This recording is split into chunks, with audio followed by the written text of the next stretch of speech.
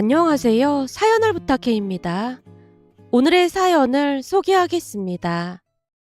어느 주말 동생에게 전화가 걸려왔습니다. 언니, 나 잠깐 언니 집에 가도 돼? 지금? 무슨 일 있는 거야?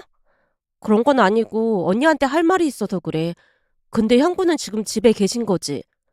그이 조금 있다가 친구들 만나러 나간다고 했는데 형부가 들으면 안 되는 얘기인 거야?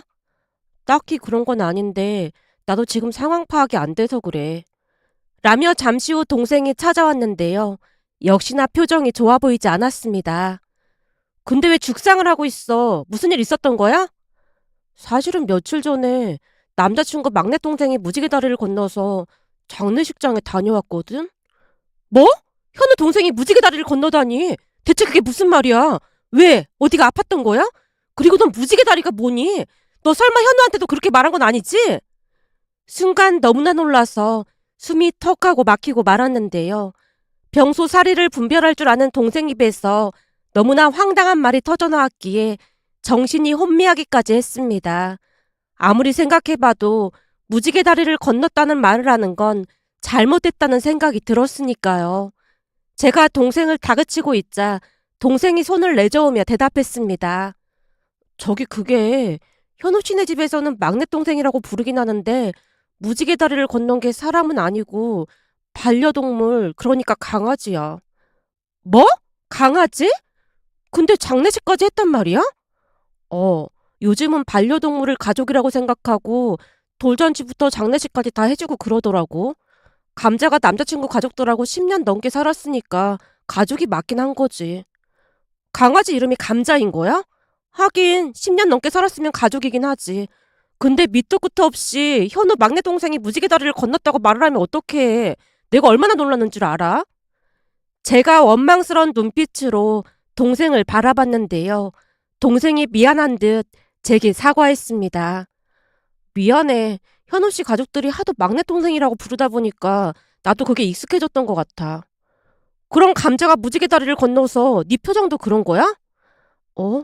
아니, 그런 건 아니고 물론 나도 슬펐지. 사귀는 동안 많이는 아니지만 가끔 보긴 했으니까. 근데 문제는 그게 아니고 말이야. 라며 동생이 잠시 말을 멈추고 뜸을 들이고 있었는데요. 동생 표정을 보아하니 무엇인가 문제가 생긴 게 분명해 보였습니다. 평소와는 다르게 표정이 어두워도 너무 어두워 보였으니까요. 왜? 무슨 일인데 그래? 그게 감자가 무지개 다리를 건넜다고 장례식장으로 오라고 하길래 슬프기도 하고 좀 놀랍기도 한 마음으로 장례식장에 갔거든? 사실은 반려동물 장례식은 처음이라 조금 당황스럽기도 했어. 뭘 어떻게 해야 할지 몰랐거든. 그건 당연한 거지. 나도 한 번도 가본 적이 없는걸? 그니깐 우선 장례식장은 장례식장이니까 예의를 갖춰서 어두운 색 옷을 입고 갔거든. 근데 막 정장이나 그런 건 아니었어. 굳이 그런 걸 입고 가야 하나 싶어서 위아래 어두운 색으로 맞춰 입고 갔었거든. 근데 장례식장에 들어갔더니 현호 씨네 가족들은 다들 검정색 정장을 차려입고 슬픔에 잠겨 있더라고. 순간 조금 민망해서 현호 씨 옆으로 갔는데 예비 시고모님이 조용히 나한테 다가오더니 내 귓가에 속삭이더라고. 뭐라고 했는데? 넌 예의라는 것도 모르는 거니? 오늘 장례식이라는 거 못 들은 거야? 현우 동생 장례식인데 옷차림 정도는 신경 써줘야 하는 거 아니겠니? 그러면서 막 노려보더라고.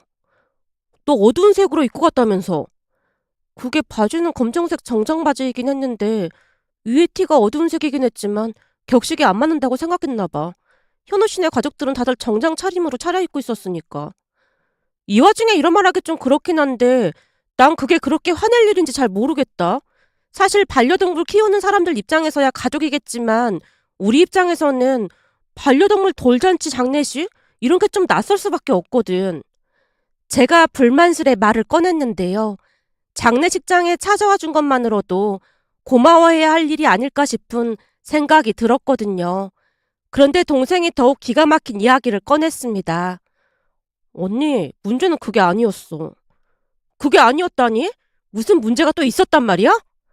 그게 장례식장에 갔더니 조의금 함도 있더라고. 근데 방금 전에도 말했지만 내가 반려동물 장례식장은 처음이었잖아. 그래서 나는 조의금을 해야 하는 줄도 몰랐거든.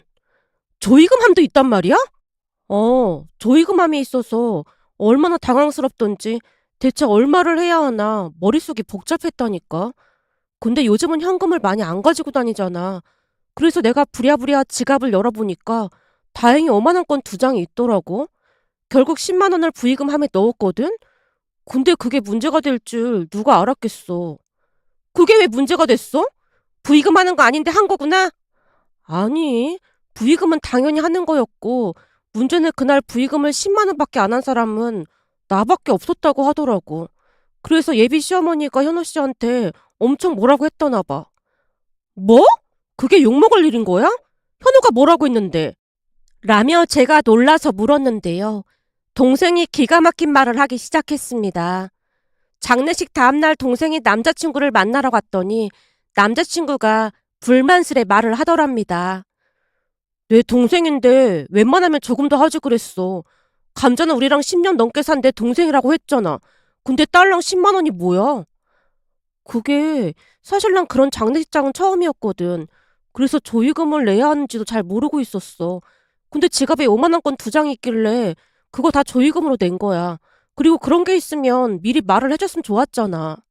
장례식장인 줄 알고 왔잖아. 그럼 조의금이 있는 건 기본이잖아. 사실 난 반려동물 장례식장은 처음이라 진짜 몰랐어. 암튼 나중에 우리 엄마한테 사과드려. 엄마 지금 엄청 화 많이 나셨어. 남친의 표정이 전에 없이 싸늘하기만 했다네요. 결국 동생이 어이없다는 표정으로 물었고요. 난 내가 뭘 사과해야 하는 건지 잘 모르겠어. 그럼 대체 내가 얼마를 하길 원하셨다는 거야? 가족들은 대부분 50만 원씩은 했거든. 뭐? 50만 원? 그럼 나도 50만 원을 하길 바라셨다는 거야? 내가 궁금해서 물어보는 건데 장례식의 의미를 잘못 알고 있는 거 아니야? 뭐? 의미를 잘못 알다니? 그게 무슨 소리야? 장례식이라는 건 산 사람들이 세상을 떠난 사람을 추억하면서 같이 슬픔을 나누는 자리잖아. 한마디로 찾아와 준 것만으로도 고마워해야 하는 자리라는 거야. 근데 조이금 액수가 마음에 안 든다고 불만을 토로하는 게 맞다고 생각해? 한마디로 난 사과할 생각 없으니까 그런 줄 알아.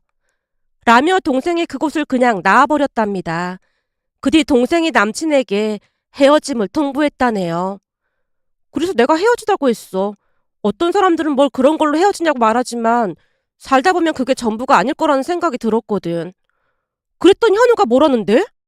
현우 씨는 절대 못 헤어진다고 하지. 근데 나는 절대 사과할 생각 없어. 내가 잘못한 게 없는데 왜 사과를 하겠어? 언니도 내가 잘못한 것 같아? 아니, 네가 사과할 이유는 없어 보여. 굳이 그거 물어보고 싶었어. 그럼 현우랑 진짜 헤어질 생각이야? 계속 사과를 강요하거나 하면 헤어질 생각이야. 라며 동생이 싸늘한 목소리로 대답했습니다. 그렇게 며칠이 지나갔고 동생에게 전화를 해서 물었더니 남친 어머니가 오히려 정중하게 사과를 했다는 말을 전해왔습니다. 그 모습에 다행이란 생각이 들어 그냥 잊고 지냈는데요. 몇 달 뒤 동생의 상견례 소식이 들려왔습니다. 어느 날 친정에 갔더니 엄마가 제게 물었어요. 조금 있으면 희정이 상견례 하잖아. 그때 니들도 와야 하는 거 알고 있지? 희정이한테 들었어. 라며 제가 고개를 끄덕이고 있었는데요. 엄마가 의아하다는 표정으로 다시 물었습니다. 근데 나도 좀 헷갈려서 물어보는 건데 상견 옛날 고모가 참석하는 게 흔한 일인가? 그게 무슨 소리야? 고모가 참석하다니. 그러니까 시고모 짜리가 참석을 하겠다고 했다잖니. 시고모님이 거기에 왜 참석을 해? 제가 엄마를 빤히 바라보고 있자 엄마가 말을 이어갔습니다. 그러니까 말이야. 나도 이게 상식적으로 맞는 일인가 싶더라니까. 희정이는 뭐라고 하는데? 내가 너한테 이런 말을 꺼낸 이유가 희정이 때문이야. 너도 알다시피 희정이가 조용조용한 것 같아도 불합리한 건 절대 참아 넘기질 않잖니. 그렇지. 난 오히려 목소리만 큰 것뿐이지. 그냥 대충 넘기는 성격이고 희정이는 전혀 그렇지 않지. 내 말이 그 말이야. 그래서 걱정이다. 걱정이라니? 희정이가 뭐라고 했는데 그래? 희정이가 말이야. 현혼의 시고모도 참석을 한다고 하니까 할머니를 모시고 가겠다고 선포했지 뭐니. 뭐? 할머니를 모시고 간다고? 제가 눈을 동그랗게 뜨고 물었는데요. 할머니와 동생은 성격이 상당히 비슷한 편이었습니다. 동생은 할머니 성격을 그대로 닮아 불합리한 것을 절대 그냥 넘기지 않았거든요. 한마디로 할머니도 그런 성격이었지만 동생보다 2배는 더 심하다고 할 정도로 잘못된 부분을 정확히 짚고 넘어가시곤 했어요. 물론 엄마는 사리에 밝으셨기에 할머니와 엄마는 사이가 좋은 편이었는데요. 심술이 많고 불만이 많은 작은 엄마와는 상극도 그런 상극이 없었습니다. 그런데 전에 동생에게 들었을 때 예비 시고모님 성격이 만만치 않아 보였기에 약간은 걱정이 될 수밖에 없었습니다. 엄마, 그쪽에서는 할머니가 나오셔도 된다고 했대? 별 상관이 없다고 말하긴 했다더라고. 그래? 그럼 할머니 모시고 나가면 되는 거지. 무슨 걱정을 하고 그래? 걱정은 아닌데 그쪽에 시고모가 나온다는 것 자체가 좀 이치에 맞지 않는 게 아닌가 싶은 생각이 들어서 그렇지. 혹여나 그 고모라는 사람이 이상한 소리라도 하면 할머니가 그냥 두고 보고 있지 않을 텐데 하는 생각도 들고 말이야. 그리고 너도 그 자리에서는 현우라고 막 이름 부르면 안 되니까 말 조심하고.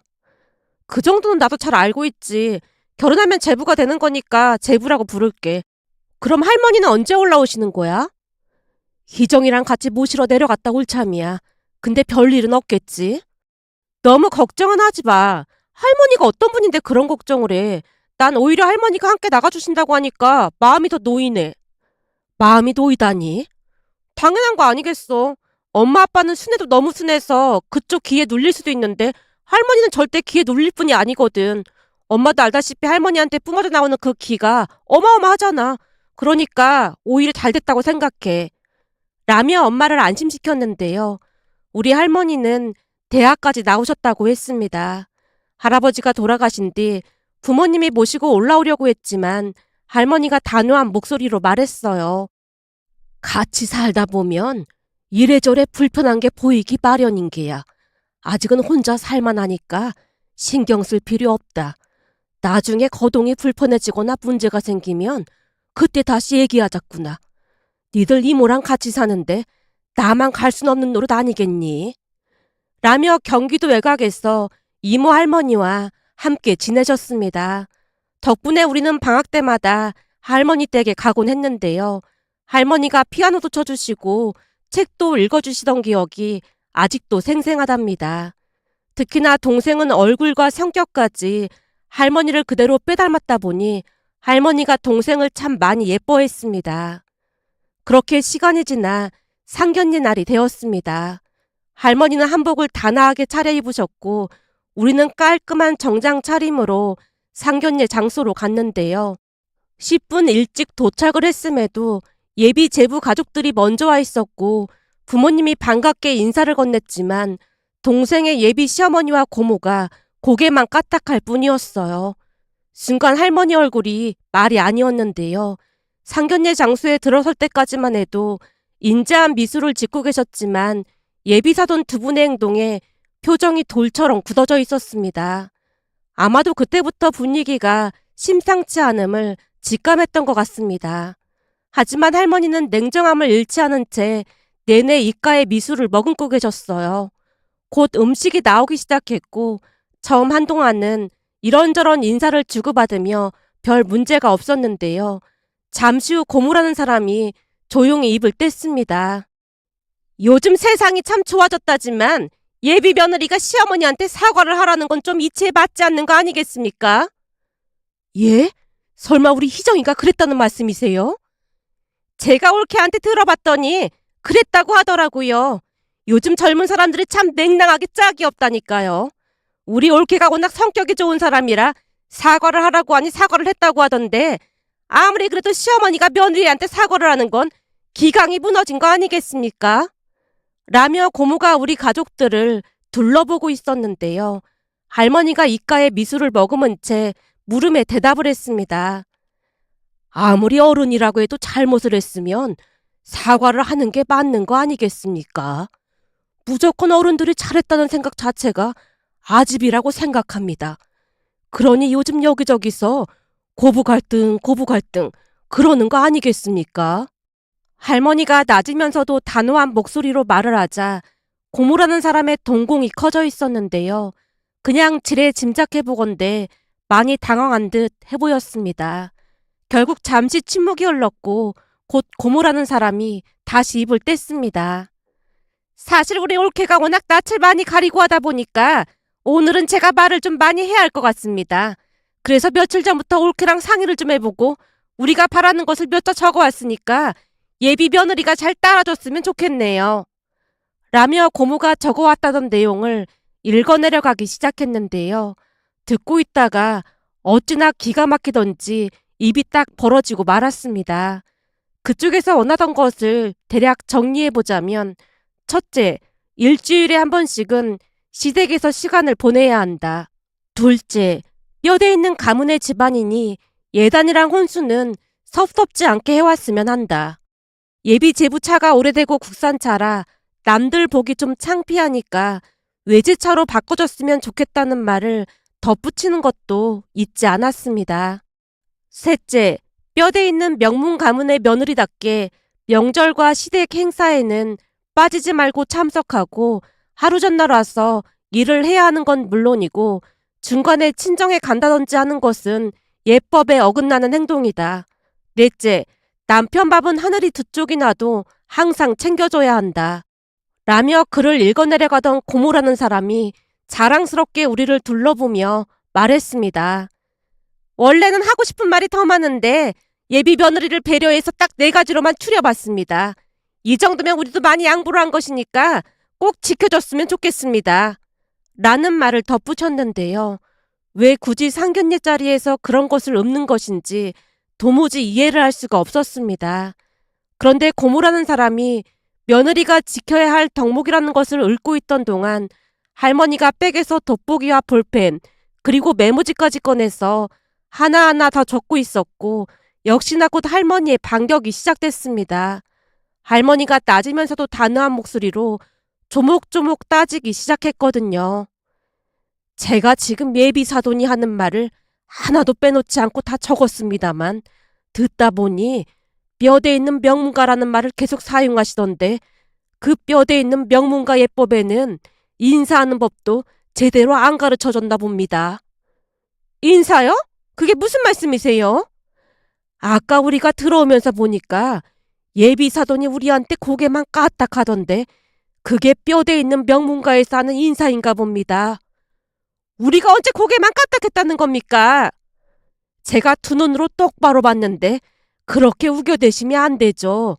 예비 손주 사이도 내 말이 틀렸다고 생각하는가? 라며 할머니가 예비 제부를 뚫어져라 바라봤고 예비 제부가 안절부절 못한 채 대답했습니다. 네? 그게 그렇긴 한 것 같은데. 들으셨지요? 댁내 아드님이 그리 얘기하는데도 계속 우기시렵니까? 할머니의 일침에 이번에는 예비 사돈 어르신 두 분이 안절부절 어찌할 바를 몰라 했는데요. 할머니가 계속해서 말을 이어가셨어요.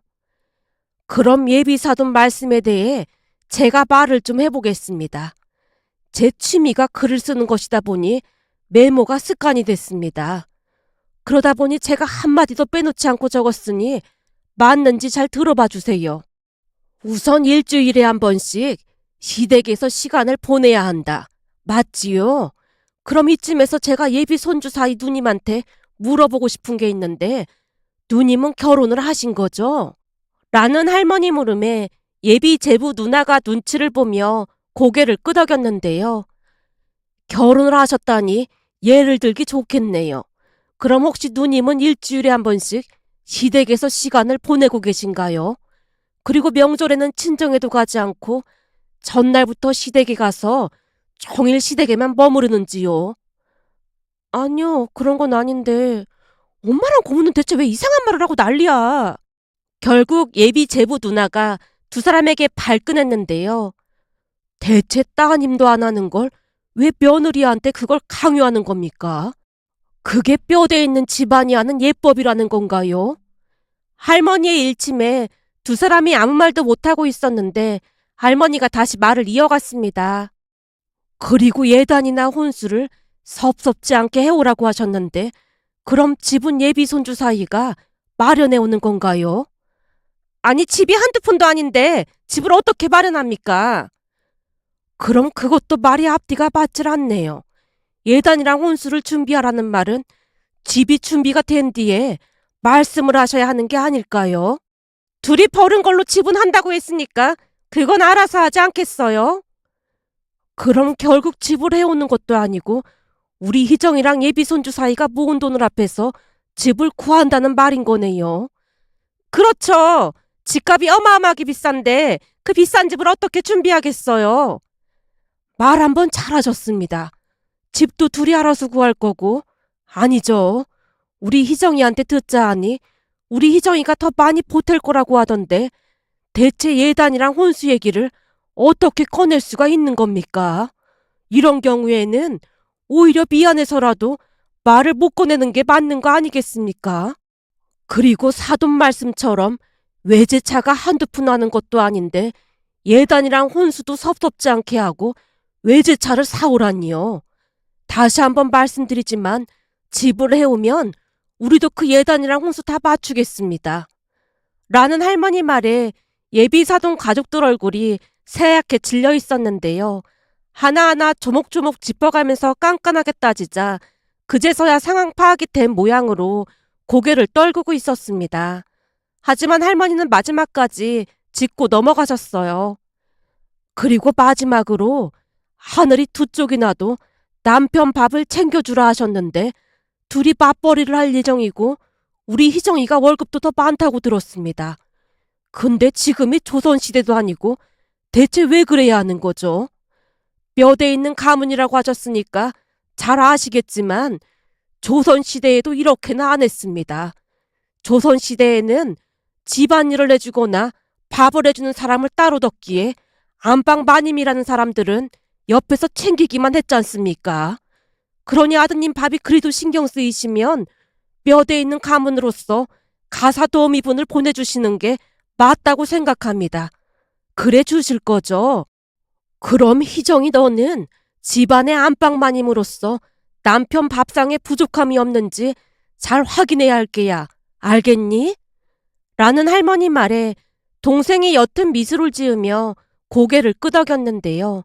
동생뿐만 아니라 가족들 모두 결혼이 물 건너갔음을 확신했습니다. 결국 동생이 자리에서 일어나며 또박또박 말을 꺼냈어요. 할머니, 엄마, 아빠, 언니, 형부 그만 일어나시죠. 그만 가봐요. 희정아, 그게 무슨 소리야? 예비제부가 여전히 상황을 파악 못한 채 동생을 불렀는데요. 무슨 소리는 무슨 소리겠어. 우리 결혼 물 건너갔다는 말인 거지. 그리고 이미 끝난 마당이니까 한마디만 더 드리자면 그때 감자 장례식장에서 제가 조의금으로 10만 원 낸 것 때문에 제게 앙심을 품고 이러시는 것 같은데 참 대단하시네요. 사실 그때 헤어졌어야 했는데 가족들 얼굴을 못 보겠네요. 암튼 그쪽 집안이랑 잘 맞는 뼈대 있는 집안의 며느리 보시길 바랄게요. 우리는 그만 가요. 동생 말에 가족들 모두 자리에서 일어났는데요. 그곳에서 나오기 전 할머니가 마지막 일침을 가했습니다.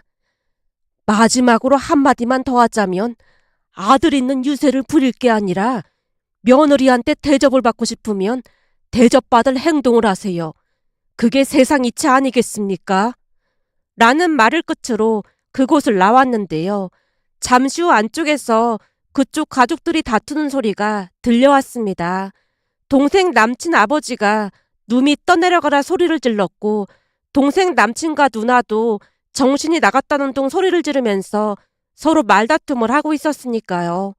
사실 동생 남친은 모아놓은 돈도 얼마 없었기에 동생이 돈을 더 보태야 했지만 동생은 그 부분에 대해 아무런 불만을 제기한 적이 없었는데요. 상견례 자리에서 그런 말도 안 되는 말을 하는 모습에 큰 충격을 받은 듯해 보였습니다. 그 뒤 동생 남친이 울고불고 빌어댔지만 동생 마음은 확고했기에 둘은 헤어졌습니다. 그렇게 시간이 지나갔고 며칠 전 시누이와 식사를 하던 중 시누이가 말했어요. 우리 시댁에서 키우던 강아지가 얼마 전에 무지개 다리를 건넜거든요. 그래서 가족끼리 조용히 장례를 치러줬는데 가족들이 진짜 예뻐하던 강아지라 저도 많이 슬프더라고요. 혹시나 부의금도 받고 그랬어요? 네? 부의금이요? 무슨 부의금을 받아요? 그냥 가족들끼리 슬픔을 나눈 거죠. 우리 어머님 마음이 많이 어리신 분이라 한동안 힘들어하실 것 같아서 당분간 아들딸 데리고 자주 찾아뵈려고요. 라는 신우이의 말에 예전 일들이 주마등처럼 스쳐 지나갔는데요. 동생의 전 남친 가족들과는 달라도 너무나 다르다는 생각이 들어 이런 사연도 있을까 싶어 이렇게 글 남겨봅니다. 오늘의 사연은 여기까지였습니다. 즐겁게 보셨다면 구독, 좋아요 부탁드립니다. 고맙습니다.